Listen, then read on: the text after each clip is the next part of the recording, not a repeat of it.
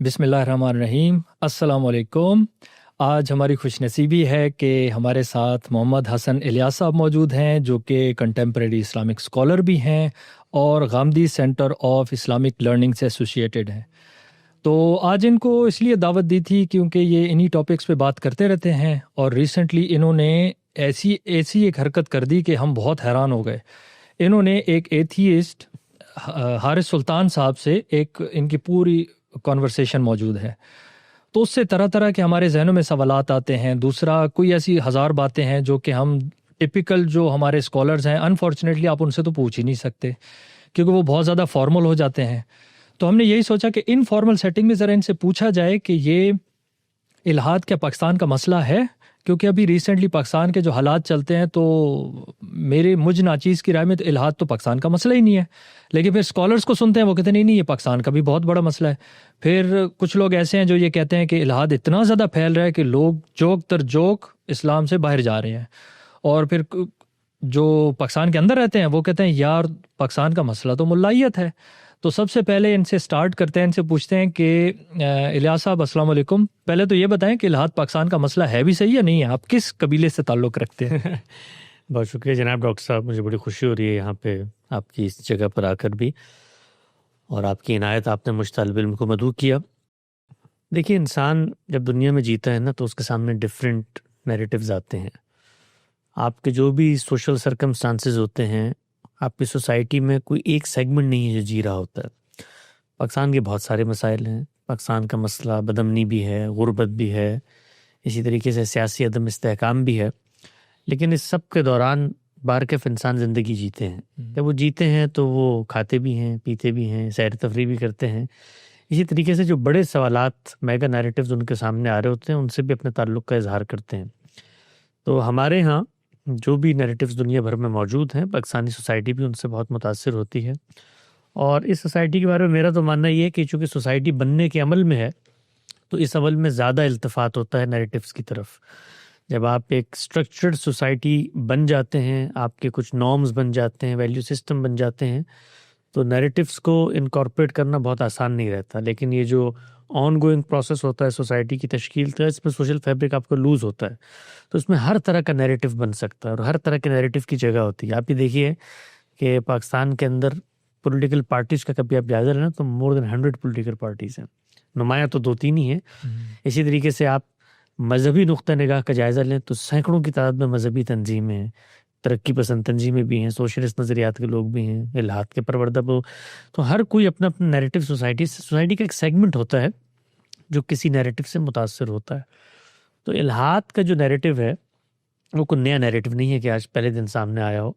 जब से ये दुनिया बनी है, लोग कुछ सवालों पे गौर कर रहे हैं, और जो सबसे बड़ा सवाल है वो ये है कि मैं कौन हूँ, मैं कहाँ से आया हूँ, मेरी हकीकत क्या है, नफ्स है, मादा है, शऊर है, मेरा ख़ात्मा होगा तो उसके बाद क्या सूरत हाल रहेगी। ये इंसानों की क्यूरोसिटी है, और इस क्यूरोसिटी को पूरा करने के लिए आप देखते हैं कि फ़लसफ़ियों ने बहुत सी गुत्थियाँ सुलझाईं। हमारे यहाँ मुख्तलिफ़ मज़ाहिब पैदा हुए, उन्होंने इस मसले को एड्रेस किया। तो इल्हाद भी इसी सवाल को एड्रेस करता है जो पहले दिन से इंसान के सामने खड़ा हुआ है कि मैं कौन हूँ, मुझे किसने बनाया है, मेरा अंजाम क्या होगा। तो जो नैरेटिव्स दुनिया भर में इल्हाद के मौजूद हैं, पाकिस्तानी सोसाइटी में भी पहुँचते हैं। हमें बहुत सारे लोग मिलते हैं। लोग आमतौर पे तसव्वुर करते हैं कि शायद ये रिलीजियस सोसाइटी। एक फ़र्क है यहाँ पे कि जब सोशल प्रेशर होता है रिलीजन का, तो लोग अपने नज़रियात को फ्रीडम के साथ एक्सप्रेस नहीं कर पाते। तो मैं बहुत सारे ऐसे मौलुदीन को जानता हूँ जो जुमे की नमाज़ भी पढ़ते हैं, ईद की नमाज़ भी पढ़ते हैं, हलाल खाना भी खाते हैं बिकॉज ऑफ सोशल प्रेशर। फिर उनकी फैमिलीज़ होती हैं, बेगमात तो उस ख्यालात पे नहीं है जिस पर आप हैं, तो वो फिर इस आइडेंटिटी क्राइसिस में जी रहे होते हैं। अंदर से वो इल्हाद के ही परवरदा होते हैं। तो ये दौर ऐसा है जिसको हम कहते हैं as of reasoning, as of freedom, जिसमें लोगों को बहुत मौका मिला है इजहार राय का। सोशल मीडिया प्लेटफॉर्म्स आए हैं, तो उसमें फिर पाकिस्तान के अंदर भी जो लोग मौजूद थे इल्हाद के नुक्ता नज़र के, उन्होंने उसको एक्सप्रेस करना शुरू किया। मेरा मुशाहिदा ये है कि दुनिया के किसी भी मुल्क में जो भी मजहबी सोसाइटीज़ हैं, उनमें जो तनासुब है अमेरिका में, यूरोप में, वही तनासुब पाकिस्तान में भी है। आप यहाँ जब बैठते हैं यहाँ की इंटेलिजेंशिया के साथ, यहाँ की अशराफिया के साथ, पढ़े लिखे लोगों के साथ, और मैं तो यहाँ तक कहता हूँ कि ख़ुद मजहबी लोगों के एक हल्के के साथ, वहाँ पर आपको इल्हाद के असरात नज़र आते हैं। اچھا، اب میرا سوال یہ ہے کہ کہیں ہم سیکولر خیالات کو، ذہن کی بلندگی کو، فلسفیانہ باتوں کو، اس کو تو الحاد کے ساتھ نہیں کر رہے، کیونکہ ایرسٹوٹل نے جس طرح کہا تھا نا کہ ایجوکیٹڈ مائنڈ تو ہر طرح کے آئیڈیا کو انٹرٹین کر سکتا ہے وداؤٹ ایکسیپٹنگ، تو وہ ایکسیپٹ نہیں کر رہے ہوتے، وہ آئیڈیا بیان کر رہے ہوتے ہیں. جیسے فار ایگزامپل کہ پہلے زمانوں میں جب بجلی کڑکی ہوگی تو انہوں نے سمجھا ہوگا کہ یار یہ کچھ کر رہا ہے، سن نکلا ہوگا تو انہوں نے کہا اچھا سورج کچھ کر رہا ہے، ٹھیک ہے. تو پہلے پولیتھیزم تھا، ایک نیریٹو یہ بھی ہے. پھر کرتے کرتے مونوتھیزم اور یہ پورا آیا، پھر الیبوریٹ سٹرکچر ہوا کہ اچھا بھئی اب آپ صرف ایکسیپٹ نہیں کریں، آپ 5 وقت کی نماز بھی پڑھیں گے، ایسے پڑھیں گے، دائیں ہاتھ سوئیں گے تو زیادہ ثواب ملے گا. الیبوریٹ جو ہے وہ بہت بعد میں جا کے ہوا. تو یہ طرح طرح کے نیریٹو ہیں. تو بات پھر وہی آ جاتی ہے کہ الحاد شاید اتنا نہ ہو، سیکولرزم اور ہر طرح کی آئیڈیالوجی مکس ہو رہی ہو، کیونکہ لوگ لبرل سوچ کو بھی سیکولر اور الحاد اور ساری چیزیں مکس کر دیتے ہیں. تو یہ بات آپ نے درست کی ہے. اصل میں ہوتا کیا ہے کہ ہمارے ہاں جو مذہبی نیریٹیوز ہوتے ہیں نا، لوگوں کا ان سے ایک طرح کا اختلاف پیدا ہوتا ہے، تباہش پیدا ہوتا ہے. جب وہ پیدا ہوتا ہے تو سوسائٹی کے اندر بہت سارے ایسے نیریٹیوز موجود ہوتے ہیں جو ریلیجس نیریٹیو کو ان کی کور سے چیلنج کر رہے ہوتے ہیں. تو جس وقت آپ سوال اٹھاتے ہیں کسی ریلیجس انڈرسٹینڈنگ پر، اس سے اپنے ڈسکمفرٹ کا اظہار کرتے ہیں، تو جو مقابل کے اوپوننٹس ہوتے ہیں، پاورز ہوتی ہیں، وہ لازماً آپ کو لیبل کرتے ہیں، اور لیبل کر کے آپ کو یہ کہتے ہیں کہ بھئی یہ جو بات آپ کر رہے ہیں یہ تو فلاں بھی کرتا ہے. یہ میرے ساتھ خود ہوا ہے. یعنی میں خود ایک زمانے میں جس وقت مذہب کا خالص، جس کو آپ کہتے ہیں ٹریڈیشن کے اندر کھڑا ہوا طالب علم تھا، بہت ساری چیزیں میں نے پڑھی تو کیوریوسٹی پیدا ہوئی، سوال پیدا ہوا، اور اس کا میں نے اظہار کیا. تو جیسے ہی میں نے اظہار کیا تو اور جو ایسے مسالک موجود تھے جو ان سوالات پر کوئی مختلف آراء رکھتے تھے، تو لیبل کرنے کا سلسلہ شروع ہو گیا. تو ہمارے یہاں بہت ہوتا ہے، اور یہ ان سوسائٹیز میں بہت ہوتا ہے جہاں پر کرٹیکل تھنکنگ کو بطور ایک نارم کے، بطور ایک ہیومن فینومنا کے آپ ایکسیپٹ نہیں کرتے، اور آپ یہ سمجھتے ہیں کہ اصل میں یہ کلٹ ہے، اگر یہ سوال پوچھے گا تو اس سے انسیکیورٹی پیدا ہوگی. اور اگر ہم نے اس کے سوال کو انٹرٹین کیا تو بہت ساری چیزیں ہماری سوسائٹی میں ایسے نیریٹیوز ہوتے ہیں کہ جن کی خود اپنی بنائے استدلال متعین نہیں ہوتی. وہ عقیدت پر کھڑی ہوگی، وہ ٹریڈیشن پہ کھڑی ہوگی، وہ ہسٹری پہ کھڑی ہوگی. آپ نے دیکھا ہوگا ہمارے مذہبی لوگ سوال کو بہت برا بناتے ہیں. تو کبھی آپ ان کی جگہ پر کھڑے ہوں تو ان کو تکلیف اور مسئلہ کیا ہے سوال سے؟ مسئلہ یہ ہے کہ سوال کا جو جواب چاہتا ہے انسان، وہ کسی عقلی مسلمے پہ چاہتا ہے، علمی مسلمے پہ چاہتا ہے. آپ کسی اقلیت پر کھڑے ہوئے آدمی، تجزیاتی مطالعہ کرنے والے آدمی کو یہ نہیں کہہ سکتے کہ بھئی یہ تو سب بڑوں نے کہا ہے، یا یہ تو یہ تاریخ میں چلتا چلا ہے، یا یہ آج تم پیدا ہوئے ہو جس کو پہلی دفعہ یہ بات سمجھ میں آئی ہے. تو ان کو چپ نہیں کرایا جا سکتا. اس لیے سوال کا رستہ ہمیشہ روکا جاتا ہے. اور سوال کا رستہ روکنے کا ایک سب سے آسان طریقہ یہ ہے کہ آپ اس کو کسی ایسی کمیونٹی کے ساتھ لیبل کر دیں کہ جس کے کانسیپٹس کو سوسائٹی میں آپ ریفیوٹ کر سکیں. مثلا پاکستانی سوسائٹی میں آپ سیکولرزم کو بہت ایزیلی ریفیوٹ کر سکتے ہیں. بغیر مسلمانوں کی اکثریت ہے، اور اکثریت اپنے مذہب کے ساتھ تعلق چاہتی ہے. تو آپ جیسے ہی کوئی مذہبی انڈرسٹینڈنگ پہ سوال کریں گے تو وہ آپ کو کہیں گے کہ تم تو سیکولر ملک چاہتے ہو، اور آپ کو یہ موقع بھی نہیں ملے گا کہ آپ یہ بتا سکیں کہ نہیں، میں ابھی اس نتیجے تک نہیں پہنچا کہ میں کیا چاہتا ہوں اور ملک کے اندر کیا. لیکن وہ آپ کو خاموش کروانے کے لیے، آپ کے اوپر ایک پریشر قائم کرنے کے لیے، چونکہ کوئی بھی جو نیریٹو ہے نا، اس کی اپنی میٹا فزکس ہوتی ہے، اس کے اندر ہزاروں نظریات ہوتے ہیں، اور میں اور آپ بھی ہو سکتا ہے کسی ایک نیریٹو سے اتفاق کرتے ہوئے اس کی جو ہولسٹک پکچر ہے اس کے ساتھ اپنی اٹیچمنٹ کا اظہار نہ کر سکتے ہوں. تو اس سے خوف کی فصیلیں پیدا ہوتی ہیں. پھر کیا ہوتا ہے؟ پھر سوسائٹی میں تبادلہ خیال کا خاتمہ ہو جاتا ہے، پھر سیگمنٹس بننا شروع ہو جاتا ہے. آپ نے دیکھا ہوگا ہمارے ملک میں بھی کچھ مذہبی حلقے ہیں، وہاں پر بیٹھ کے مذہبی ڈیبیٹس ہوتی ہے. کچھ ترقی پسند لوگوں کے حلقے ہیں، کچھ سیکولر لبرل لوگوں کے حلقے ہیں. تو یہ بڑی خطرناک چیز ہوتی ہے. اس سے کمیونیکیشن کا دروازہ بند ہو جاتا ہے، اور پھر اس سے آگے بڑھ کر ایک پرسیپشن بنتی ہے، اور جو معاملہ ابتدا میں دوسری طرف ہوتا ہے وہی معاملہ اس طرف بھی ہونا شروع ہو جاتا ہے. میں نے بہت سارے لوگوں سے، الحاد کے جو ماننے والے ہیں، سیکولرزم کے دائی ہیں، لبرلزم کے دائی ہیں، ان سے اب گفتگو کی تو آپ یقین جانے تھوڑی دیر بعد مجھے احساس ہوا میں کسی مولوی سے گفتگو کر رہا ہوں. بالکل وہی سلسلہ. تو یہ سوسائٹی میں جب آپ بند باندھتے ہیں اور نیریٹیوز کا تبادلہ نہیں ہوتا اور سینتھیسس اینٹی سینتھیسس والا عمل شروع نہیں ہوتا، تو پھر کلٹس بنتے ہیں، جزیرے بنتے ہیں. ان کے اندر لوگ خود ہی اپنے سوالوں کے جواب اپنی جوابات میں تلاش کر رہے ہوتے ہیں. تو آپ یہ دیکھیے کہ اس وجہ سے ہمارے ہاں مکالمے کا خاتمہ ہو گیا، اور کوئی مکالمے کی بات کرتا ہے. ابھی میں نے آپ نے ذکر کیا ہمارے دوست ہی ہیں، بھائی ہیں، سارے بھائی ہیں، حارث سلطان صاحب وہ ایتھیسٹ ہیں. تو انہوں نے مجھے دعوت دی کہ بھئی آپ آئیں گفتگو کریں. تو میں نے کہا ضرور. تو انہوں نے مجھے کہا یار اگر آپ کوئی بات میری میں ایسا کروں جس کا آپ کے پاس جواب نہ ہو، تو میں نے کہا بھئی میں آپ کی بات پہ قائل ہو جاؤں گا اگر جواب نہیں ہوگا، اور اگر مجھے وقفہ لینا ہوگا تو میں کہوں گا میں آپ کی بات پہ غور و فکر کرتا ہوں. تو یہ بات ہمارے مذہبی حلقوں کے لیے بڑی پریشان کن ہے، اس لیے کہ ان کے نزدیک سچائی میری اور آپ کی ڈسکوری نہیں ہے. سچائی اصل میں ایک ہسٹری کا نیریٹو ہے جس کو آپ نے نسلوں میں ٹرانسفارم کرنا ہے، تو اس میں کبھی تبادلہ نہیں ہوتا. باقی جو آپ نے بات کی ہے یہ چونکہ ایک مستقل سوال ہے اگلا، کہ دنیا کے اندر پہلے پولیتھزم تھا یا پہلے لوگ اسی طرح سے خود سے اٹھے، سورج کو دیکھا، اس کو پوجنا شروع کیا، کرتے کرتے ایک کہانی جو ہمیں سنائی جاتی ہے عام طور پہ، بڑی معروف کہانی ہے، اور پھر اس کے شواہد میں بھی کچھ چیزیں آرکیولوجی کی جمع کر لی جاتی ہیں کہ بھئی یہ دیکھیں دنیا کی قدیم ترین تاریخ سے ہمیں بت پوجنے کے آثار ملتے ہیں یا شرک کے آثار ملتے ہیں. تو یہ جتنے نیریٹو ہیں ان کو دیکھنا چاہیے، مسلمانوں کو بھی، غیر مسلموں کو بھی، اور یہ دیکھنا چاہیے کہ نیریٹو جب ہم بناتے ہیں اور جب ہمارے یہاں کوئی فنومنا بنتا ہے تو اس کی جو آئیڈیولوجیکل روٹس ہیں وہ کتنی مستحکم ہیں. اس میں آپ دیکھیں کوئی بھی نیریٹو، اس وقت براہ راست تو یہ موضوع نہیں ہے، میں صرف اشارات کروں گا تاکہ آپ کے آگے بھی بات بڑھ سکے.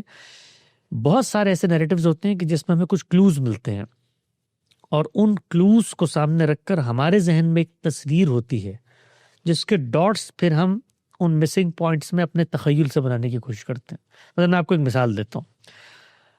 آپ تصور کریں کہ رسول اللہ صلی اللہ علیہ وسلم جس وقت دنیا میں تشریف لائے، اس وقت اگر مکے کے اندر سیلاب آ جاتا اور پورا حرم سیلاب میں ڈوب جاتا اور وہاں پر مٹی کے ڈھیر آباد ہو جاتے.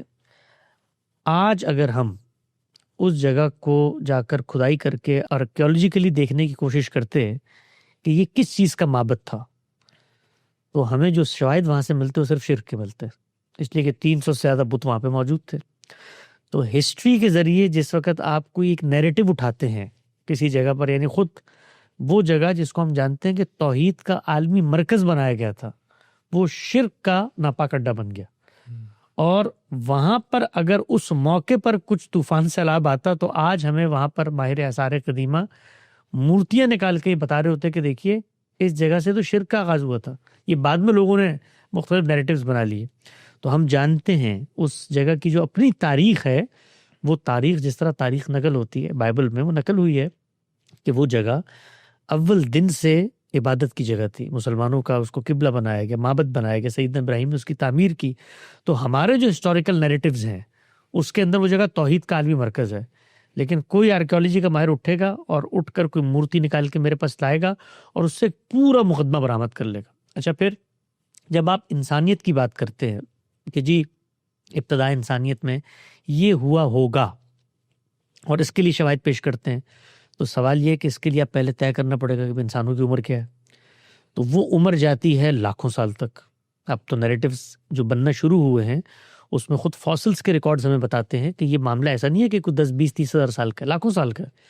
تو ان لاکھوں سال میں جو آپ کے پاس معلوم ہسٹری ہے، کیا وہ 4-5 ہزار سال سے زائد کی ہے؟ پھر اس کے بعد جو فاسلز آپ کو ملتے ہیں جن کی بنیاد پر آپ ایک مقدمہ اخذ کرتے ہیں، یا جو آثار ملتے ہیں، دیواروں پہ کندہ نقوش ملتے ہیں، کچھ آپ کو مسودات مل جاتے ہیں، کچھ مخطوطات مل جاتے ہیں، اس طرح کی چیزیں نکلتی رہتی ہیں. تو ان کی بنیاد پر جب آپ کو نیریٹو اخذ کرتے ہیں، کس کو ریفیوٹ کرنے کے لیے؟ مذہب کو ریفیوٹ کرنے کے لیے. تو جو ٹولز ہیں نالج کے، ان کا بہت بہیمانہ استعمال ہوتا ہے، اور اس استعمال کی وجہ سے جو علمی مقدمہ ہے وہ علمی نہیں رہتا، وہ جذباتی مقدمہ بن جاتا ہے. اسی طریقے سے آپ یہ دیکھیے کہ مذہب کے بارے میں، جی مذہب خوف کی نفسیات سے پیدا ہوا ہے، مذہب انسان نے اس لیے پیدا کیا ہے. جب مذہب کا موجودہ جو کانٹینٹ ہمارے سامنے اس کا مطالعہ کرتے ہیں تو وہ جن چیزوں کو ایڈریس کر رہا ہے وہ یونیورسل چیزیں ہیں جو آج بھی میری اسی طرح ضرورت ہے جیسے پہلے انسان کی تھی. یعنی پہلے انسان نے بھی یہ دیکھنا تھا کہ میں اگر پیدا ہوا ہوں، مجھے اگر اللہ نے اخلاقی شعور دیا ہے، جمالیاتی حس دی ہے، عقلی شعور دیا ہے، میں تزئین و آرائش کرتا ہوں، میں نظام بناتا ہوں، میں بچے پیدا کرتا ہوں، میں دنیا میں نکلتا ہوں، میرے اندر کچھ انسٹنکٹس رکھ دی گئی ہیں، میری ایگو ہے، میرے اندر ڈومیننس کی انسٹنکٹ موجود ہے، تفوق کی، برتری کی جبلتیں ہیں. تو یہ ساری چیزیں جو پہلے انسان میں تھیں وہ آج بھی ہیں، اس میں کوئی فرق نہیں آیا. تو جو ضرورت پہلے انسان کی تھی وہ میری ضرورت ہے آج. یعنی مجھے اس سے کوئی فرق نہیں پڑتا اگر میں اس نیریٹو کو برسبیل تنزل 2 منٹ کے لیے مان لوں کہ پہلے انسان نے سورج چڑھتے ہوئے دیکھا اور گھبرا کر اس نے اس کو پوجنا شروع کر دیا، اور خوف کی نفسیات سے کرتے کرتے یہ پیدا ہو کر 5 نمازیں انہوں نے بنا دی ہیں. تو آپ جو بھی مقدمہ لے آئیں، میرا سوال آج بھی وہی ہے جو پہلے انسان کا تھا کہ اگر سورج نیچے آ رہا ہے تو کیوں آ رہا ہے بھائی؟ کون سی قدرت ہے؟ یعنی کائنات کو بنایا کس نے؟ اس کی تدابیر امور کو کون دیکھ رہا ہے؟ یہ تخلیقی عمل الٹپ ہو گیا ہے، اس کے اندر یہ جو اتنی گناگو، اتنی رنگا رنگی، اتنی معنویت، اتنی عطا گہرائی ہے، تو اس کو بنانے والا کون ہے؟ اور میں بطور انسان کے جب غور و فکر کرتا ہوں تو تاریخی مباحث، مذہب خوف سے پیدا ہوا تھا یا شوق سے پیدا ہوا تھا، یہ میرے لیے ہسٹری کا موضوع ہوتے ہیں. میرے لیے سب سے بڑے سوالات ایگزسٹینشیل ایویڈنسز ہوتے ہیں، میری وجودی حقیقتیں ہوتی ہیں. یعنی کائنات کیسے بنی تھی، انسانوں نے ماضی میں کیا کیا، میرے لیے اس کی کوئی اہمیت نہیں ہوتی. میرے لیے اصل اہمیت ہوتی ہے کہ میں کون ہوں. تو میں پیدا ہوا ہوں، میں خود شادی کرتا ہوں، میں بچے پیدا کرتا ہوں، تو تخلیق کا عمل میرے ہاتھ سے ہو رہا ہوتا ہے. تو وہ سوال میرے ہاں اسی طرح سے ایک بہت بڑا سوالیہ نشان لے کر کھڑا ہو جاتا ہے کہ اگر میں بنایا گیا ہوں تو میرا بنانے والا کون ہے؟ کائنات بھی اگر ثابت ہو جائے بنائی گئی ہے تو اس کے بھی بنانے والے کو ہم ڈھونڈیں گے. تو دنیا کا کوئی نیریٹو ایسا نہیں ہے جس نے سوال کو ایڈریس نہ کیا. الحاد بھی اسی سوال کو ایڈریس کرتا ہے، بس جواب مختلف ہے. وہ یہ کہتا ہے کہ جس چیز کو تم کہہ رہے ہو بنانے والا ہے، اس کے لیے امپیریکل ایویڈنس، اس طرح حسی مشاہدہ ہوتا ہے، وہ میں نہیں کر سکتا، اس لیے میں اس کو خدا نہیں مانتا، میں کائنات کو خدا مانتا ہوں. تو صرف جوابات کا فرق ہے، سوال دونوں کے ہیں یکساں. اچھا، ابھی آپ نے ایک بڑا امپورٹنٹ پوائنٹ بتایا کہ یہاں پہ آپ کئی ایسے ملحدین کو جانتے ہیں جو کہ پراپر اسلامک وے میں اپنی لائف بسر کر رہے ہیں. تو یہیں سے ہی پتہ چل گیا کہ وہ نہ کوئی پولیٹیکل پارٹی ہے، نہ وہ کوئی گروپ ہے، بس وہ ہمارے ہی کوئی جاننے والے لوگ ہوں گے جو کہ ہیں. اچھا، میرے اپنے اس میں تو کوئی ایسا جاننے والا کوئی میرا ہے نہیں جو کہ اعلان اس نے کچھ کہا ہو. ہاں، کچھ لوگ ہیں جو کہ سیکولرزم کی بات کرتے ہیں کہ ملک میں ملائیت بہت زیادہ ہے اور وہ اسٹیٹ نے اپنے مقاصد کے لیے کیا. تو سوال یہ میرے پہلے سوال سے لنک ہو جائے گا کہ الحاد تو پھر ایشو رہا ہی نہیں ہے. کہ اگر وہ الحاد کا اگر اس کا جذبہ آ بھی رہا ہے تو وہ نماز پڑھے گا، قرآن پڑھے گا، کرتے کرتے وہ سوسائٹی کے نارم سے ڈیٹیچ تو ہو ہی نہیں رہا. مسئلہ تب ہوتا کہ اگر الحاد نام کی کوئی پارٹی ہوتی. تو الحاد نام کی نہ کوئی پارٹی ہے، نہ کوئی گروپ ہے، نہ کوئی گیدرنگ ہے. اور جس طرح میں اپنی مثال لوں کہ میں تو کسی بندے کو جانتے ہی نہیں ہوں جو کہ اعلان ملحد ہو اور وہ کہتا ہو کہ ہاں یار میں ملحد ہوں. حالانکہ میں تو ایسے بھی بندے کو نہیں جانتا جو یہ اعلان کہہ چکا ہو کہ یار یہ اسلام ہے اور میں نے جی اسلام چھوڑ دیا. یہ میں ایسے بھی بندے کو نہیں جانتا. تو اس کا مطلب ہے کہ یہ بلیگرڈ مائنورٹی کی بھی مائنورٹی ہے. احمدیز تو میں جب میٹرک کر رہا تھا تو میرے ساتھ ایک کلاس فیلو تھا، تو وہ تو پھر بھی اپنے آپ کا اظہار میں ایک ریفرنس دے سکتا ہوں، ٹھیک ہے. تو ان کا تو اظہار ہی نہیں ہے. تو پھر وہی بات آ جاتی کہ الحاد تو پھر بھی مسئلہ نہیں ہے. اگر بہت زیادہ ایشو ہے نا، وہ نماز پڑھے گا، گروپ کے ساتھ رہے گا. اسلام چونکہ گروپ ڈائنامکس بھی تو ہے نا، جہاں جہاں اسلام مائنورٹی میں ہوتا ہے نا، وہاں پہ بھی آپ نے دیکھا ہوگا کہ وہ بہت براڈ مائنڈیڈ ہوتے ہیں. لیکن جیسے ہی مائنورٹی تھوڑے سے پرسنٹیج کراس کرتی ہے، جس طرح یورپ میں ہو رہا ہے، تو وہاں پہ شریعہ لا اور پھر اس سوسائٹی کا بھی پش بیک آتا ہے. یہ زیادہ خطرناک بات ہے. یعنی جو آپ کو سہولت کی بات لگ رہی ہے، زیادہ خطرناک بات. کیوں خطرناک بات؟ اس لیے کہ دیکھیں، اللہ کے ہاں ہمارا جو امتحان ہے، جس کی بنیاد پہ فیصلہ ہوگا، وہ ہماری ظاہری شناخت نہیں ہے کہ میں مسلمانوں کی کمیونٹی میں بطور مسلمان بن کے بیٹھا ہوا ہوں، میں یہودیوں کی کمیونٹی میں بطور یہودی بن کے بیٹھا ہوا ہوں، اور ظاہری شاکلہ سوسائٹی کا فیبرک سب کہہ رہے ہیں جی مسلمان ہیں. اس کی بنیاد پہ فیصلہ نہیں ہونا. فیصلہ ہونا ہے آپ کے شعوری فیصلوں کی بنیاد، آپ کے علم کی بنیاد پہ. تو اگر آپ کی سوسائٹی میں ملحدین کو یہ موقع نہیں ملتا تو یہ بڑے افسوس اور خطرے کی بات ہے. اس لیے کہ جس وقت ان کو ملک سے نکل کے یہ موقع ملتا ہے تو پھر وہ اس فرسٹریشن کا اظہار جس طرح سے کرتے ہیں وہ آپ بھی دیکھتے ہیں، میں بھی دیکھتا ہوں. پھر وہ نعوذ باللہ من ذالک آپ کے اسلامی شاعر کو بھی گالیاں دیتے ہیں، آپ کے پیغمبر کی بھی اہانت کرتے ہیں، آپ کے صحابہ کی بھی اہانت کرتے ہیں، اور آپ کے مذہبی کانٹینٹ کی بھت اڑاتے ہیں. تو یہ سوسائٹی کو سوچنا چاہیے کہ جس وقت آپ لوگوں کو آزادی نہیں دیتے تو اس کے نتیجے میں وہ منافق بنتے ہیں. اور اگر ہم اس پہ خوش ہیں کہ ان کی کوئی طاقت نہیں ہے، وہ یکجا نہیں ہے، تو ہمیں تو افسوس کرنا چاہیے اپنے بھائیوں کی آخرت کے لیے. یعنی رسالت مآب صلی اللہ علیہ وسلم نے فرمایا کہ اپنے آپ کو اور اپنے گرد و پیش کے لوگوں کو جہنم سے بچاؤ. تو یہ ہمارے لیے زیادہ شرمندگی کی بات ہے کہ ہماری سوسائٹی میں ایسے لوگ بھی موجود ہیں جو اعلان کرنے کی بھی پوزیشن میں نہیں، اس لیے کہ اعلان کی قیمت ہے نا. آپ کے خیال میں وہ قیمت جس طرح مسلمانوں کے اندر بیٹھے ہوئے فرقوں کو ادا کرنی پڑتی ہے کسی اختلاف پر، تو ملحدین کو بھی ادا کرنی پڑے گی. تو ہماری سوسائٹی نے تو وہ وقت بھی دیکھا ہے کہ جس وقت مذہبی لوگوں سے اگر آپ عقل کی بنیاد پر اختلاف کر لیں، جیسے گیلیلیو نے کیا تھا، تو اس کا ایک نتیجہ ہوتا ہے، تو وہ نتیجہ سہنے کے لیے سب کوئی آمادہ نہیں ہوتے. تو یہ جو ہمارے ہاں آپ یہ کہتے ہیں نا کہ آپ کو اس طرح سے لوگ نہیں ملتے، بہت بڑی تعداد ہے، ہزاروں لاکھوں کی تعداد میں یہ لوگ موجود ہیں. آپ ان سے اعتماد کی فضا میں ملے، اور زیادہ تر وہ جو ذہین لوگ ہیں انٹیلیجنشیا کے اندر، وہ جو قیادت کے منصب پر فائز ہیں، وہ جو فیصلے کرتے ہیں، وہ جو سرمایہ دار لوگ ہیں جن کی وجہ سے مملکتیں چلتی ہیں، ان کے کارخانے ہوتے ہیں، عمراء ہیں، ان کے پاس آپ بیٹھیں تو آپ کو اندازہ ہوگا کہ نیریٹیوز اندر موجود ہیں. کیونکہ جو مذہب آپ کی فطرت کو اپیل نہیں کر رہا، جو مذہبی نیریٹیوز آپ کی عملی زندگی کے معاملات کو حل نہیں کر رہے، اس پر جو آپ کو سائیڈ لائن کی چیزیں مل رہی ہوتی ہیں نا کہ لوگوں نے خود بنائے ہوئے ہیں، یہ تو مذہب ہی ایسا ہے، تو آپ اٹیچ کرنا شروع کر دیتے ہیں. اچھا، اس میں میرا پش بیک یہ ہوگا کہ اگر وہ عمراء ملحد ہیں، ٹھیک ہے، فار ایگزامپل لیٹ سے مان لیا، تو ان سے زیادہ برا انسان تو کوئی ہے ہی نہیں، ملحد ہونے کی وجہ سے نہیں، اس وجہ سے کہ وہ امیر ہیں لیکن اپنا سارا پیسہ اس ملک کو ملائیت کے دھکیلنے میں لگ رہے ہیں. کیونکہ وہی اگر اشرافیہ کنٹرول کر رہی ہے تو وہی اشرافیہ نے جتنی تنظیمیں بنی ہوئی ہیں جو اس وقت گڑبڑ پھیلا رہی ہیں، اور ہمارے پڑوسی ملک میں بھی گڑبڑ پھیلی ہوئی ہے، جینا حرام کیا ہوا ہے، تو ان کی تو اپنی سیکنڈ نیشنلٹی ہے، وہ خود تو دوسرے ملک چلے جاتے ہیں، تو وہ تو خطرناک ہیں. ملحد ہونے کی وجہ سے خطرناک نہیں ہے، وہ اس ہپوکریسی کی وجہ سے خطرناک ہے. اس کے بارے میں آپ کیا کہیں گے کہ ایٹ لیسٹ وہ اب اگر وہ پھر بھی بات آ جاتی، اگر گروپ بنانے کی ان کو اجازت ہوتی تو کیا پتا ان کی بھڑاس وہاں نکل جاتی.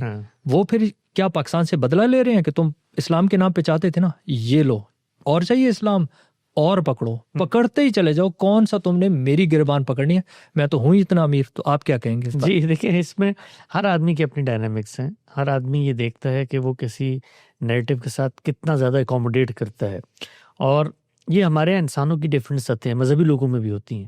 اب ایک عام مسلمان جو ہے وہ اس پوزیشن میں نہیں ہوتا کہ اس نے کبھی زندگی میں قرآن بھی پڑھا ہو اور مذہب کو شعوری طور پہ اپنایا ہو. تو سوسائٹی میں خود مذہب سے ریلیٹڈ بہت سارے معاملات ہو رہے ہوتے ہیں، تو ہر انسان کی ایک صلاحیت ہوتی ہے، ایک رول ہوتا ہے، اس کے لحاظ سے وہ معاملات کو دیکھتا ہے. جو معاملہ مسلمانوں کا، میں تو اس چیز کی دعوت دیتا ہوں جہاں بھی جاتا ہوں، بات چیت ہوتی ہے کہ شعوری طور پر فیصلے کریں. جب آپ شعوری طور پہ فیصلے کریں گے نا، جذباتیت سے فیصلے نہیں کریں گے، تو وہ فیصلے کنسسٹنٹ ہوں گے، اس کے اثرات آئیں گے معاشرے پہ، اور پھر آپ کا جو بھی نیریٹو ہے آپ اس کو پریزنٹ کرنے کی جگہ پر کھڑے ہوں گے، اس کو ڈیبیٹیبل بنائیں گے. تو یہ جو حصار سوسائٹی میں بن جاتے ہیں، اس کے نتیجے میں آرگومنٹ زیر بحث نہیں آتے. یہ سب سے زیادہ خطرناک بات ہے. یعنی میرے نزدیک نیریٹو کوئی خطرناک نہیں ہوتا. نیریٹو کو چھپا کر اس کی خفیہ طور پر جذباتیت پر مبنی تشہیر کرنا، اس سے لوگوں کو گمراہی کی طرف لے کر آنا، یہ خطرناک عمل ہوتا ہے. اور سوسائٹی میں جب آپ نیریٹیوز کو پیش کرنے والوں کو دیکھیں، اسلام کا سب سے بڑا کمال یہ ہے، لوگ کہتے ہیں کہ جی اگر آپ نے اس چیز کی اجازت دے دی تو سوسائٹی میں جو کچھ نارمز ہیں تو بکھر جائیں گے، ٹوٹ جائیں گے، ہر جگہ ڈیبیٹ ہو رہی ہے، ہر کوئی خدا پر بات کر رہا ہے.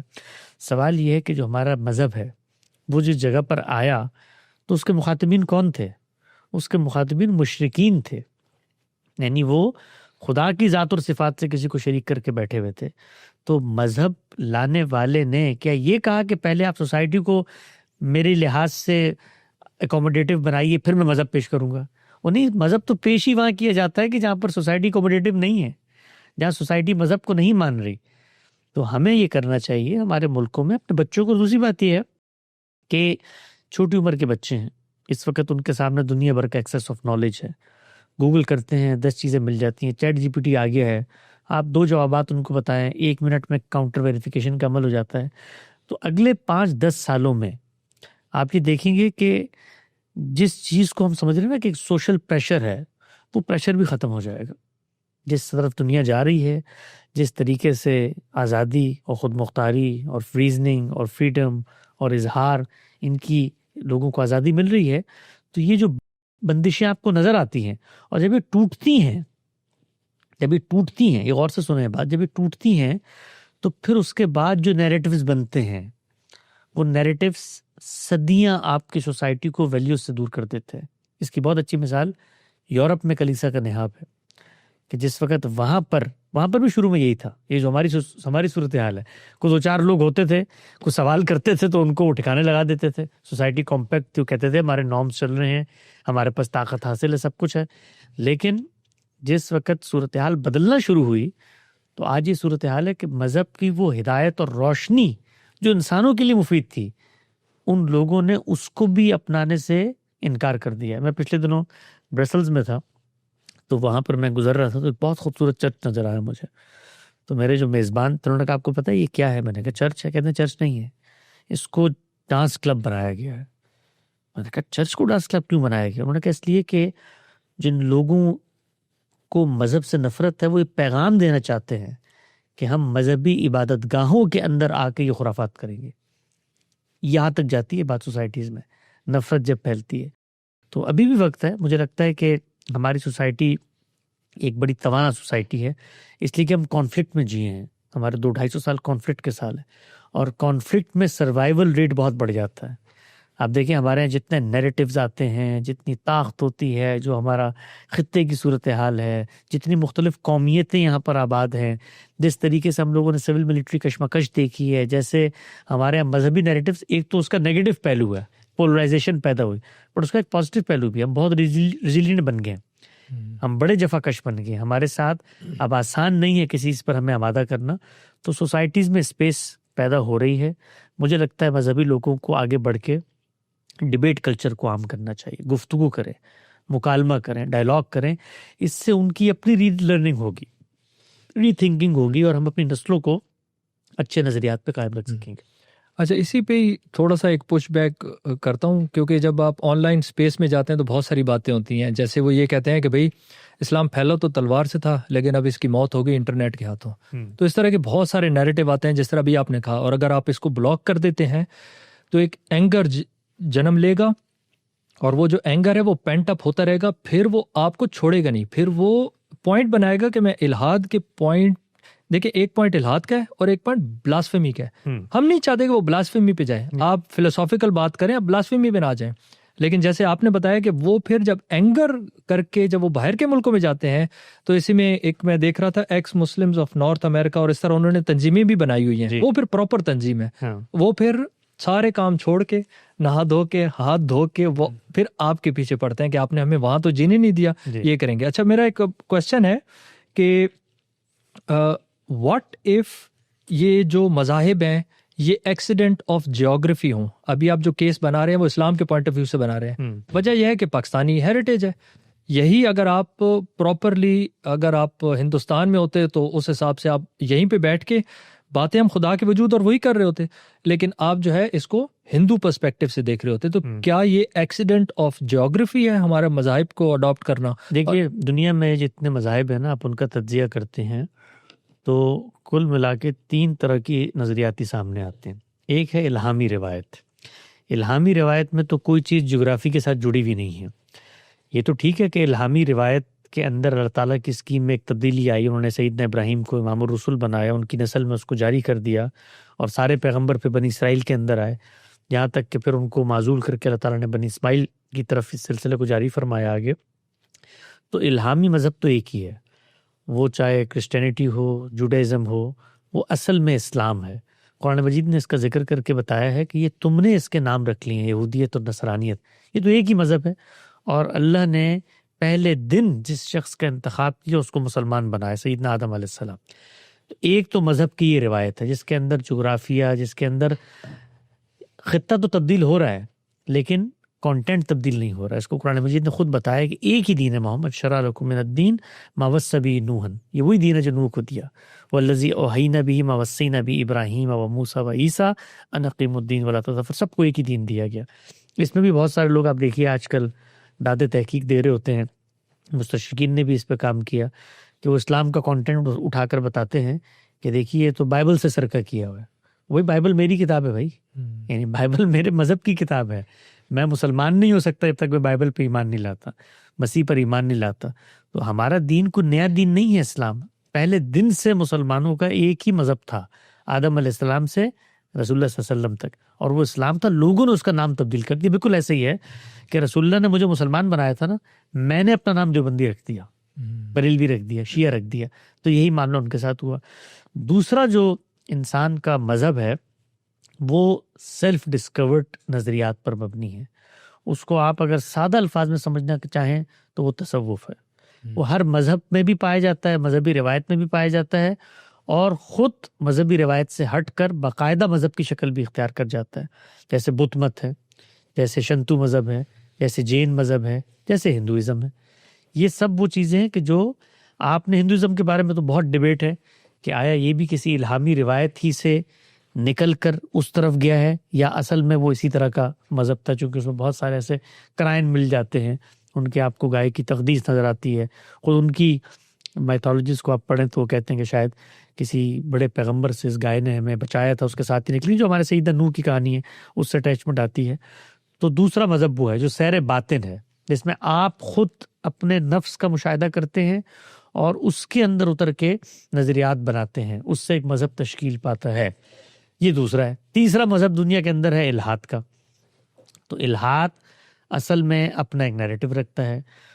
وہ پہلے دن سے نیریٹو موجود ہے، وہ کو آج پیدا نہیں ہوا. ماضی میں ہماری تاریخ میں بڑے بڑے ملحدین پیدا ہوئے ہیں، خدا کے وجود کا انکار کرتے رہے. خود قرآن مجید کو آپ پڑھیں، فرعون کے بارے میں کیا کہا اس نے کہ کہتا ہے فقال انا ربکم الاعلی، میں سب سے بڑا تمہارا خدا ہوں. تو یہ ہمیشہ سے رہا ہے. اس میں ہوتا کیا ہے کہ جب سماج میں آپ کو ایویڈنسز ملتے ہیں اپنے مذہب کی تائید میں تو اس کو آپ پیش کرنا شروع کر دیتے ہیں. تو ہمارے نظریہ ارتقاء ہے، اس طرح یہ بایولوجیکل ایویڈنس ہیں، کوسمولوجی کے ایویڈنسز ہیں، بھئی اتنی بڑی کائنات ہے اور یہ جیم ویب نے بتا دیا ہم تو ایک ذرہ ہے تو باقی کائنات کا. تو اس سے وہ نیریٹیوز مضبوط ہونا شروع ہو جاتے ہیں. کمال کی بات یہ ہے کہ مذہب کا نیریٹیو جو پہلے دن تھا وہ آج ہے.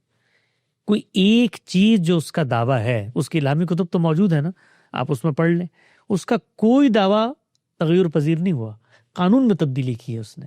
قانون میں تبدیلی کیوں کی ہے؟ کیونکہ لوگوں کی رعایت سے. جس زمانے میں زرعی معاشرے تھے تو زکوٰۃ اسی طرح دی جائے گی، وہ متعین کریں گے زراعت کے ساتھ. جب آگے بڑھیں گے تو مال کے ساتھ ہو جائے گی، سونے چاندی کے ساتھ ہو جائے گی. تو یہ عمل تو آج بھی ہم کر رہے ہیں، ہم اس کو جدید چیزوں پر اطلاق کرتے ہیں.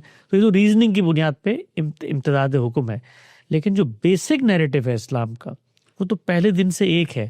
تو اگر کوئی شخص یہ کہے کہ بھئی جغرافیے کے لحاظ سے یہ تو عربوں کے لیے نماز متعین کی تھی، ان کو اصل میں جھکنے میں مزہ آتا تھا، تو یہ آج کے دور کے لوگ تو خود سے اس طرح کی کر سکتے ہیں. تو یہ عربک ٹریڈیشن ہے جو اسلام بن گیا. تو سوال یہ ہے کہ نماز عربوں نے متعین کی تھی یا خدا نے متعین کی تھی؟ خدا نے کی تھی. تو خدا بتائے گا کہ میری پرستش عبودیت کیسے کرنی ہے. تو اگر عربوں کو بتائے گا تو مجھے بھی اس کو بتانا پڑے گا.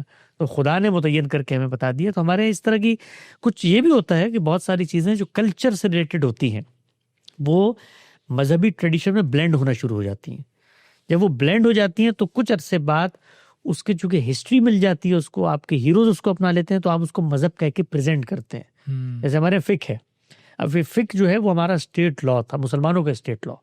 جیسے دنیا بھر میں لا کی روایتیں ہیں، رومن لا ہے، کامن لا ہے، سول لا ہے. تو ہمارا اسٹیٹ لا ہماری اسلامی فقہ تھی.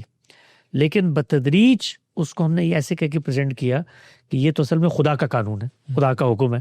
تو اس کے نتیجے میں بہت سارے کلچرل بائسز، بہت سارے ٹریڈیشنل نارمز، بہت ساری ایسی چیزیں جو جغرافی سے ریلیٹڈ تھیں وہ اس میں شامل ہو گئیں. مثلا آپ فقہ کی کوئی کتاب اٹھائیں تو وہ اپنے ٹائم اینڈ اسپیس میں بات کر رہی ہے، اس کا مجھ سے کوئی ریلیشن نہیں ہوتا. تو وہاں اگر کوئی مولد آ کر مجھے کہتا ہے کہ یہ دیکھو یہ تمہارا جو فقہ ہے، تمہارا اسلام ہے، یہ تو غلام لونڈیوں کی بات کرتا ہے، تو میں کہتا ہوں یہ عرب میں تھی نا، تو اسی لیے بات کرتا ہے، عربوں میں تھی، ہمارے یہاں نہیں ہے. تو فکر ہمیشہ ریجنل ہوتی ہے، لیکن جو پیور تھاٹ ہے وہ ان سب سے محاورہ ہے. اچھا، اب چونکہ ہم بیٹھے ہیں ذرا فرینک ماحول میں ہیں تو اسی لیے تھوڑا سا میں پش بیک بھی کرنا چاہوں گا کہ آپ کی ان ساری باتوں سے آف کورس میں تو ایگری کرتا ہوں، لیکن ایک پش بیک یہ نہیں ایگری کریں گے تو ایسے باہر نہیں نکل سکیں گے. ہاں یہ بھی مسئلہ ہے. اچھا مجھے کیسے پتا آپ ریزننگ پہ ایگری کرتے ہیں نا؟ تو ہاں پوائنٹ تو بہت ویلڈ ہے آپ کا. اچھا، اس میں ایک پوائنٹ یہ ہے کہ جو مذاہب جن کا کوئی اسٹیٹ ریلیجن نہیں ہے وہ تو آج کل ایسے سمجھے کہ ماڈل ہیں باقی دنیا کے لیے بھی. میرے ذہن میں آف کورس اسکینڈینیوین کنٹریز آ رہی ہیں، تو وہ جس آئیڈیالوجی کو فالو کرتی ہیں وہ ڈیموکریٹک سوشلزم ٹائپ ہے ان کی آئیڈیالوجی، اور ان کا ویلفیئر کا نظام ہے بہت اچھا. اب اس پہ عموماً یہ کہا جاتا ہے کہ جی جو اچھی چیز نظر آئے میٹھا ہپ ہپ کڑوا تھو تھو، جو میٹھا نظر آئے اچھا یہ ملک اچھے ہیں، اچھا ٹھیک ہے یہ تو جی انہوں نے اسلام سے لیا. تو آپ کیا کہتے ہیں کہ Sweden, Denmark, Norway, Finland, یہ جو اسکینڈینیوین کنٹریز ہیں انہوں نے یہ اسلام سے لیا ہے؟ جی دیکھیے ان کو تو نہیں پتہ. بات یہ ہے کہ دین کے ایک طالب علم کی حیثیت سے جب ہم ان ممالک کا جائزہ لیتے ہیں، یہاں پر سوشل جسٹس نظر آتا ہے، فریڈم نظر آتا ہے، لوگوں کو بنیادی انسانی حقوق حاصل ہیں، قانون کی حکمرانی ہے، آئین کی خود مختاری ہے، لوگوں کا معیار زندگی بلند ہے، تعلیم ہے، سب چیزیں ہیں. سوال یہ ہے کہ یہ چیزیں انہوں نے کہیں سے بھی لی ہوں، مذہب سے لی ہوں، عقل سے لی ہوں، تاریخ سے لی ہوں، تجربات سے لی ہوں. میرا مسئلہ یہ ہے کہ میں سچائی کو ادھورا قبول کرنے پر آمادہ نہیں ہوں. جس طرح انسان ایک سچائی ہے، آپ نے انسان کو محور بنایا نا، انسان کو سچائی حقیقت سمجھا، تو آپ نے کہا کہ اس کی تالیف کے لیے، اس کی تحسین کے لیے، اس کی تنظیم کے لیے، اس کی سہولت کے لیے ہمیں نظام بنانے چاہیے. تو بہت اچھا کام کیا انہوں نے بنایا. ان ملکوں کو، یہ جو ملک آپ کو اسکینڈینیویا کے نظر آتے ہیں، ان ملکوں نے ایک زمانے تک دنیا پہ حکومت کی ہے، دنیا بھر میں بربریت کی ہے، وہاں سے خزانے لوٹ کے لائے ہیں، اس کی وجہ سے ان کو دولت حاصل ہوئی ہے. آج بھی آپ دیکھیے انہی افریقی ممالک کے اندر اربوں خربوں ڈالر کے ان کے تسلط پر مبنی خزانے موجود ہیں. اس سے جب پیسہ آ گیا، ملک بنے، آبادیاں کم تھیں، تو اچھے نظام بھی بنا دیے. تو یہ سب کام ایک تاریخی عمل کے نتیجے میں ہو رہا ہوتا ہے.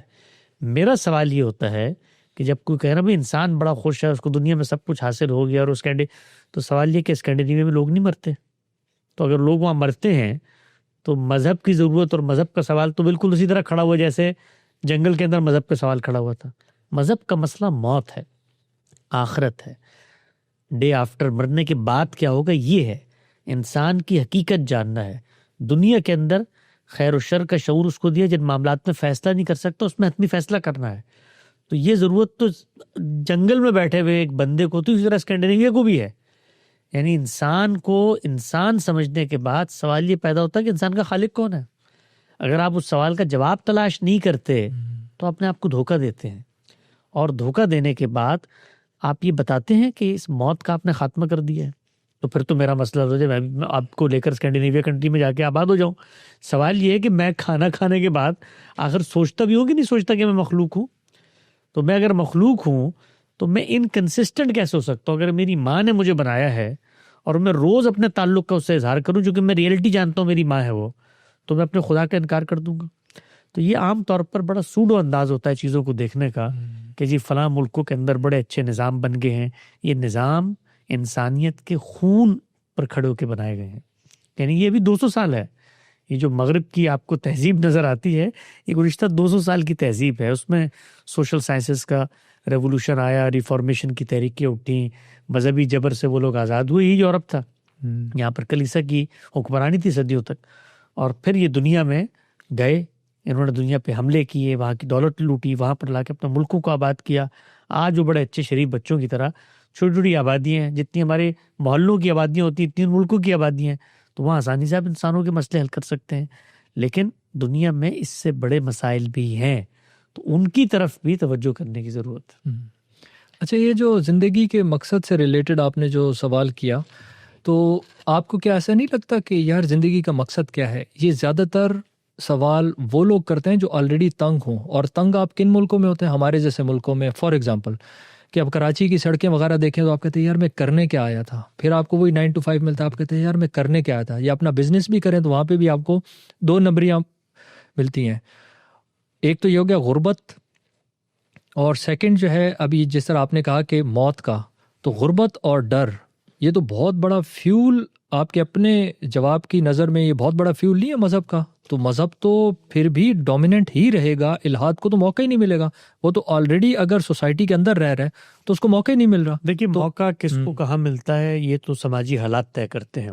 یہ ہمارے آپ کے ہاتھ میں نہیں ہوتا کہ دنیا کو اپنی خواہشات کی بنیاد پر ہم بنا دیں. ہمارے ملک کے اندر اگر عدم استحکام ہے، غربت ہے، اور اس کے نتیجے میں خوف پیدا ہو رہا ہے، اس کے نتیجے میں لوگ مذہب کی طرف جاتے ہیں، تو یہ سب انسانوں کے بنائے ہوئے حالات ہیں. ہمیں یہ دیکھنا ہوتا ہے کہ ہم کس نقطہ نظر پہ کھڑے ہوئے ہیں. ہم اگر خدا کو سچا خدا مانتے ہیں، اس کے ہمارے سامنے علمی، فکری، عقلی دلائل موجود ہیں، ان دلائل کی بنیاد پر ہم خود کنونس ہیں، اپنی نسلوں کو کنونس کر سکتے ہیں. خدا کی اگر کوئی کتاب موجود ہے وہ کنٹرڈکٹری نہیں ہیں، اس کے اندر جو فیکٹس بیان کی ہیں وہ ویریفائیبل ہیں، تو پھر ہم اپنا نیریٹو اس سوسائٹی میں پیش کرتے ہیں۔ وہ سوسائٹی کبھی آسودہ حال ہوگی، کبھی بدحال ہوگی، کبھی وہاں پہ غربت ہوگی، کبھی وہاں پہ عمارت ہوگی۔ یہ دنیا میں انسان کی عقل پر چھوڑ دیے گئے معاملات ہیں۔ پاکستان کے جو مسائل ہیں اس کا اپنا ایک پس منظر ہے، یہاں پر سول ملٹری کشمکش ہے، یا اسٹیٹ اور ریجن کی کشمکش ہے، یا آبادی بہت بڑی تعداد میں موجود ہے۔ اس کے بعد جس خطے سے ہم آزاد ہو کر یہاں پر آباد ہوئے ہیں، ہماری روٹس اور ہسٹوریکل کنیکشن ٹوٹ چکے ہیں، ہم نے نیا ملک بنایا ہے، اس سے بڑے فنومناز پیدا ہوتے ہیں۔ تو دنیا کے اندر ہماری خواہشات کے مطابق کوئی جغرافیکل ڈیولپمنٹس نہیں ہو رہی ہوتی، وہ ایک تاریخی عمل کے نتیجے میں ہو رہی ہوتی۔ ہم نے یہ دیکھنا ہوتا ہے کہ ہمارا جو نیریٹو ہے اس کی علمی عقلی فکری بنیادیں کیا ہیں۔ تو غربت میں مذہب پیش کر کے لوگوں کو منوانا آسان ہے، عمارت میں مشکل ہے، یہ تو دعوت کا موضوع ہے کہ بھئی دعوت میں آپ جب کوئی شخص، بالکل ایسے ہی ہے کہ آپ بیمار ہوں تو آپ بیماری سے گزر رہے ہوتے ہیں نا، تو اس وقت میں اگر آپ کو بتاؤں کہ دنیا امتحان کے لیے بنائی گئی تو آپ کو سمجھ میں آ جائے گا۔ تو اس سے میرے مقدمے کو کوئی فرق نہیں پڑتا، آپ بیمار نہ ہو تب بھی میں نے آپ کو یہ بتانا ہے، آسودہ حال ہو تب بھی یہ بتانا ہے کہ جو کچھ تمہیں سہولتیں، آسائشیں، آسودگی حاصل ہے، یہ سب کا خاتمہ ہو جائے گا۔ تو مذہب ہر سچویشن میں آپ کو گائیڈ کرتا ہے۔ سچویشن انسان بدلتے رہتے ہیں، تو بدلنے کے نتیجے میں کہیں پہ ڈومیننس مل جاتی ہے مذہب کو، ڈومیننس مذہب کو کیا ملتی ہے؟ مذہبی طاقتوں کو مل جاتی ہے۔ اس کے نتیجے میں نیریٹو آپ دیکھیں نا، 1000 سال تک اس دنیا میں ہماری حکمرانی تھی۔ آپ ہماری سلطنت میں الہاد کا ذرا نام تو لے کے دکھاتے، پھر آپ کو بتاتے ہیں کیوں۔ طاقت تھی پیچھے، سیاسی طاقت۔ جس وقت اس طاقت کا خاتمہ ہوا تو دنیا میں مغربی قوموں کی طاقت آ گئی، وہ دوسری جنگ عظیم کے فاتحین تھے، انہوں نے ملکوں کی لکیریں کھینچیں تو ہمیں نیم خود مختاریاں دے دی۔ اب ہماری ایک محدود طاقت ہے، تو ان سوسائٹیز میں کھڑے ہوئے لوگ باتیں کرتے ہیں، اس میں ہمیں صرف ایک چیز دیکھنی ہے، ہمارا مقدمہ کن میرٹس پر مبنی ہے، ہم نے اسے پیش کرنا ہے۔ اچھا، یہاں پہ ایک اور سوال بھی آتا ہے کہ اگر آپ دیکھیں اسٹیٹسٹیکلی تو دنیا میں سینکڑوں مذاہب ہیں اور سینکڑوں ہی خدا ہیں، تو what if you are wrong? کیا پتا خدا کا وجود تو ہو، خدا کے وجود ہونے سے تو الہاد تو ویسے ہی کلین بولڈ ہو گیا نا، وہ تو چلو ہو گیا، لیکن کیا پتا خدا وہ نہ ہو جو آپ چاہتے ہیں۔ تو اسٹیٹسٹیکلی آپ مرنے کے بعد اور ملحد مرنے کے بعد وہ دونوں ایک ہی جگہ کھڑے ہوں کیونکہ آپ نے غلط گاڈ کی پوجا کی تھی۔ جی، سینکڑوں مذہب نہیں ہے دنیا میں، لوگوں کا بڑا غلط تصور ہے۔ 3 ہی طرح کے مذاہب ہیں، ان کے آف شوٹس ہیں۔ یہ بالکل ایسے ہی ہے جیسے آپ کہیں جی کہ دنیا میں اتنے سارے مذاہب ہیں، جوڈائزم بھی ہے، کرسچینٹی بھی ہے، اسلام بھی، کون سا ٹھیک ہے؟ تینوں ایک ہی ہیں بھائی، یہ الہامی روایت ہے، اس کے ڈفرینٹ ورژنز ہیں جو لوگ پیش کر رہے ہوتے ہیں۔ تو مذاہب 3 ہی طرح کے ہیں، ایک الہاد کا نقطہ نظر ہے، ایک تصوف کا نقطہ نظر ہے، تصوف انسانیت کے مذہب کی پس منظر میں کہہ رہا ہوں، مسلمانوں کے یہاں بھی وہ ایک روایت کے طور پہ بنا، اور تیسرا الہامی نقطہ نظر ہے۔ تو ان کی آف شوٹس ہیں، ان کے اندر سے نکلے ہوئے مختلف مذاہب ہیں، تو 3 ہی نیریٹیوز ہیں، تو ہم تینوں نیریٹیو کا تقابل کر کے دیکھتے ہیں۔ تو ان تینوں نیریٹیو میں جو تصوف ہے یا جو سیر باطن کی بنیاد پہ، انسان کے اپنے نفسی تجربے کی بنیاد پہ نکلے ہوئے مذاہب ہیں، ان مذاہب کی بنا استدلال کیا ہے؟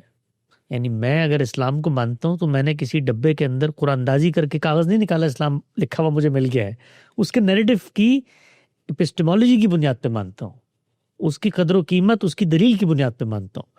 تو مذہب کا مقدمہ جو ہے وہ قرآن مجید بیان کرتا ہے، وہ ایک کتاب ہے، اس کو مولدین کو بھی میں دعوت دیتا ہوں پڑھیں آپ، کہ بھائی اگر کسی انسان کی کتاب تھی تو جس طرح انسان کے ہاں معاملات ہوتے ہیں، انسان کے ہاں کبھی آپ نے دیکھا زندگی میں کہ ایک انسان اٹھے اور یکا یک ایک فلسفہ بیان کرنا شروع کر دیں، اس کا نشو و ارتقاء ہوتا ہے۔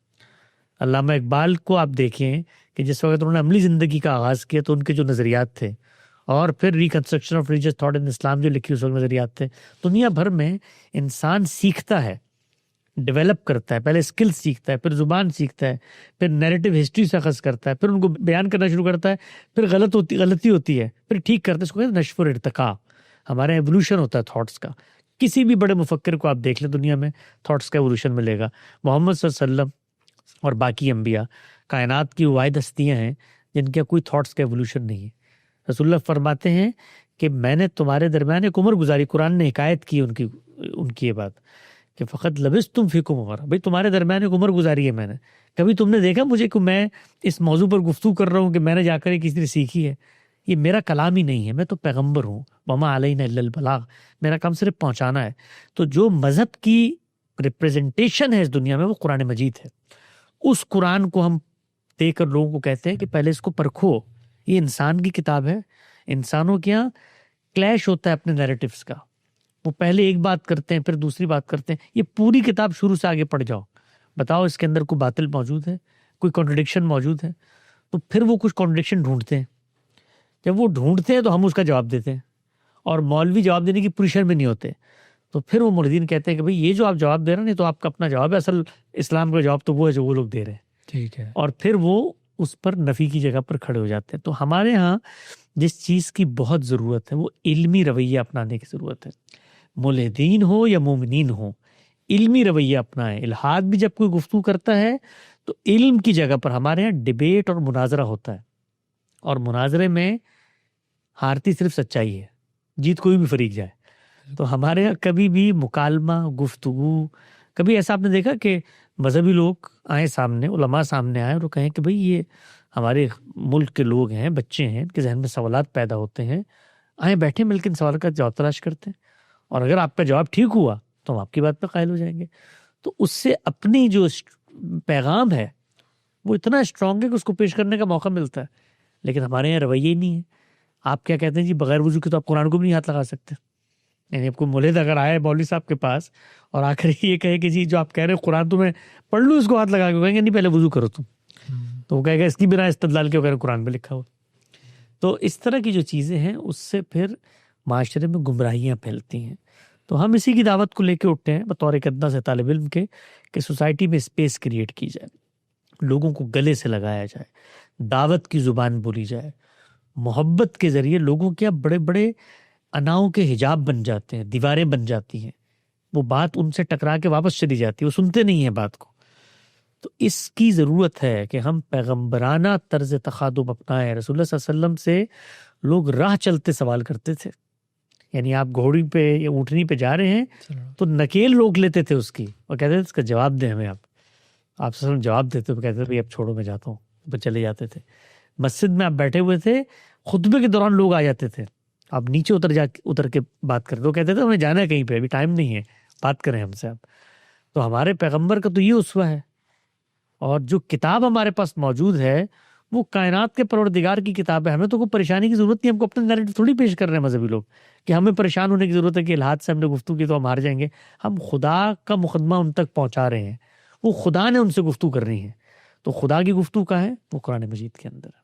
یہ آپ نے بہت خوبصورت بات کی، اور عموماً دیکھنے میں بھی یہی آتا رہا ہے کہ جو الحاد کا اگر کوئی مقدمہ پیش کرے گا بھی تو وہ قرآن سے زیادہ ڈفرینٹ احادیث سے، جو کہ موضوع حدیث سے ہوتی ہیں یا پھر ضعیف حدیث سے ہوتی ہیں، وہ وہاں سے مقدمہ لاتے ہیں۔ تو قرآن ہمارا ایک یونائٹنگ پوائنٹ ہو سکتا ہے۔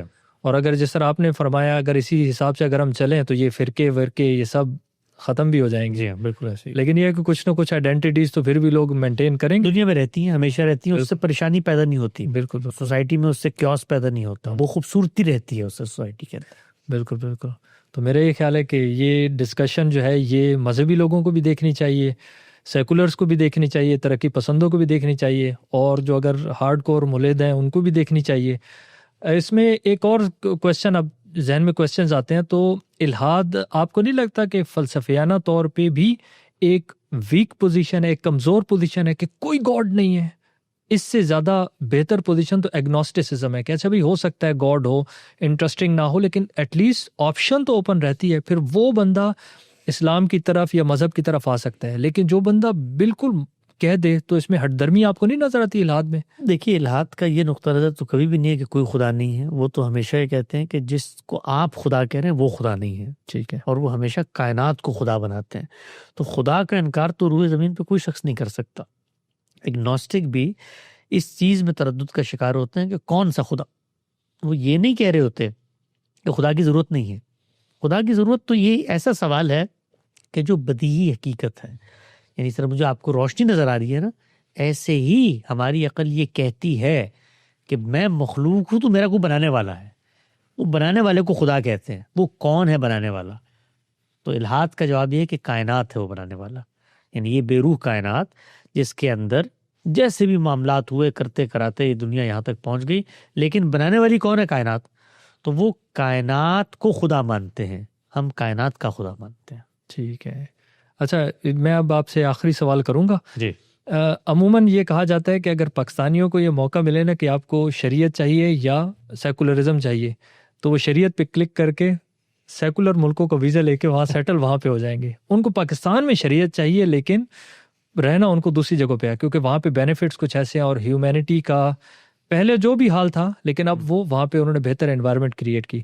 تو میرا آپ سے جو آخری سوال ہے وہ یہ ہے کہ آپ کچھ ایسی کوئی بکس ہوں، کوئی ایسا ریسورس ہو جو کہ آپ ریکمینڈ کریں کہ بھائی اگر ہمارے نوجوانوں میں یہ الحاد کی ٹینڈنسی اگر آ رہی ہے اور ان کے ذہنوں میں سوالات پیدا ہو رہے ہیں اور ان سوالات کو ہی لوگ بلاسفمی میں کنورٹ کر کے ان کو بالکل چپ کرا دیا جاتا ہے، تو کوئی ریسورس ہو کہ بھائی وہاں پہ ذرا کلک کر لو ذرا دیکھ. یہ ہمارے عام طور پہ سمجھا جاتا ہے کہ یہ شریعت کا نظام ہے، اس کے نتیجے میں لوگوں کی بہبود ہوگی، اس کے نتیجے میں ہیومن ڈیولپمنٹ ہوگی، ترقی ہوگی. میں یہ عرض کرنا چاہتا ہوں کہ اللہ تعالیٰ نے ہمیں شریعت دی ہے، اسی خدا نے ہمیں عقل بھی دی ہے. تو یہ جو دنیا کے اندر پروگرس ہوتی ہے اس کا دین سے کوئی تعلق نہیں ہے، یہ انسان کی ایفرٹ سے ہوتی ہے. اب آپ کے خطہ ہے پاکستان ہے، اس کے مسائل آپ کے سامنے ہیں. یعنی آبادی اس کا بہت بڑا مسئلہ ہے، جہالت اس کا بہت بڑا مسئلہ ہے، جو انسٹیٹیوشن کے کانفلکٹس ہیں وہ اس کا بہت بڑا مسئلہ ہے. تو ان مسائل کو شریعت نے حل نہیں کرنا، ان کو انسانوں نے خود حل کرنا. یہ بالکل ایسے ہی ہے کہ جس طریقے سے لوگ عام طور پہ کہتے ہیں نا کہ بھئی ہم مکہ مدینہ جاتے ہیں، حج اور عمرہ کرتے ہیں، وہاں جا کے کوئی فیلنگ نہیں آتی. مجھ سے اکثر لوگ فون کر کے پوچھ رہے ہوتے ہیں تو میں کہتے ہیں یہ جو فیلنگ ہے نا، یہ فیلنگ پہلے پیدا کرنی پڑتی ہے، یہ الگ سے پیدا کرنی پڑتی ہے.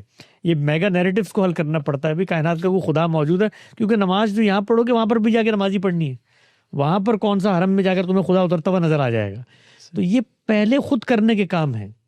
تو ہم لوگ یہ سمجھتے ہیں کہ آپ دنیا کے اندر ریاستوں کو کلمہ پڑھا دیں، آئین اور دستور کے اندر کلمے لکھ دیں، اس کے نتیجے میں ہیومن ڈیولپمنٹ اور پروگرس ہو جائے گی. سوسائٹی جو ہے یا سماج اور معاشرہ جو ہے وہ ایسے نہیں بنتا، اس میں وقت لگتا ہے اور اس میں آپ کو بڑے مسائل کو حل کرنا پڑتا ہے، اس میں دنیا سے سیکھنا پڑتا ہے، اپنی تاریخ سے سیکھنا پڑتا ہے. نظام یہاں پہ موجود ہے، آپ کے پاس ملک میں معیشت کا بنیادی نقطہ کیا ہے.